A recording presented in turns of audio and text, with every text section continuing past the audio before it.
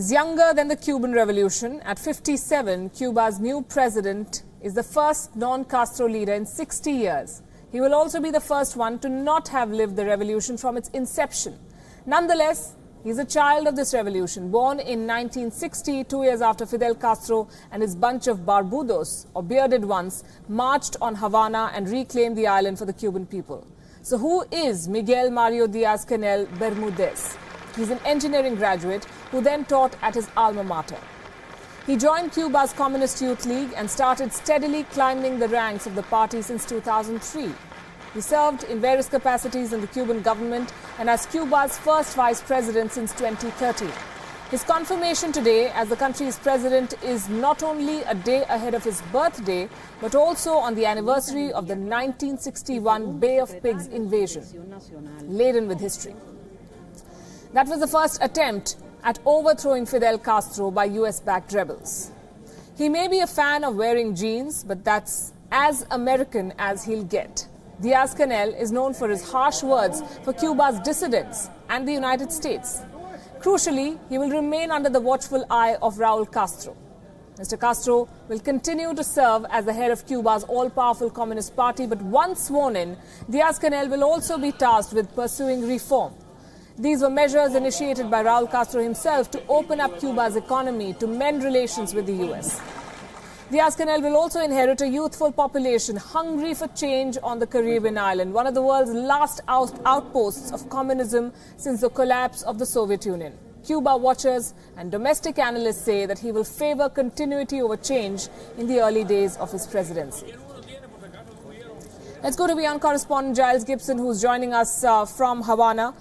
Hello, Giles. I'm sure there's a lot of excitement, this change of guard, many calling it the end of an era. Is this largely a symbolic change, though, because he's a hardliner who's expected to continue with the same policies?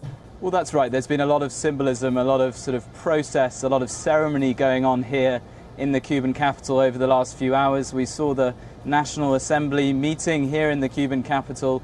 They held a vote first thing in the morning, and there were no shocks, no surprises there. Miguel Diaz-Canel was confirmed as Cuba's next leader. We then saw a speech from Miguel Diaz-Canel where he essentially extolled the virtues of the revolution, of the Cuban Communist Party, and really talked about continuity. And actually I was looking at Granma, which is the Cuban Communist Party official newspaper, their official voice in the country, and one of the headlines was simply continuidad, continuity. So that's really the message that we're getting from the Cuban Communist Party and the Cuban government here, that this is not so much a change, this is not so much a transition, but simply a flawless sort of transition into a new leader with the sort of main principles of the revolution still very much in place. And Mr. Raul Castro, I believe, is still going to be very much in charge, though behind the scenes. What role is he expected to play?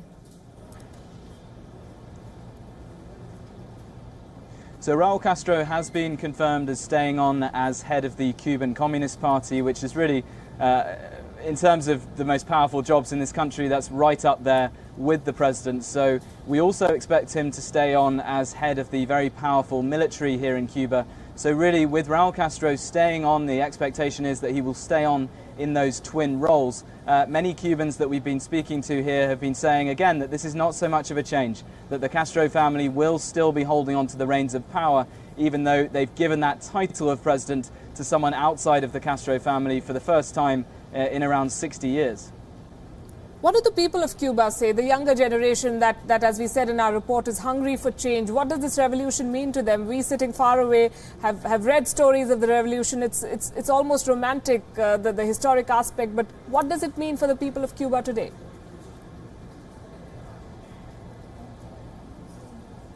Well, it depends who you speak to. Cubans are very, very cautious about speaking to foreigners, about speaking to the international press. We've been talking to Cubans for the last several weeks, really, during our reporting, and a few are courageous enough, are brave enough to say that they want real change from Miguel Diaz-Canel. They don't just want the same sort of economic situation, for example, to continue. They want things like internet access, like the economy, like the private sector to really be opened up.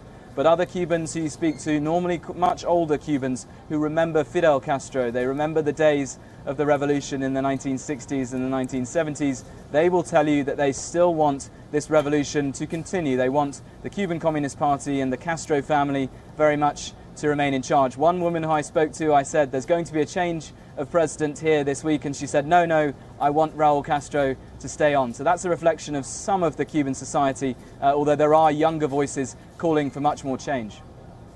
Interesting times in Cuba. Thanks very much, Giles Gibson, for joining us with that update.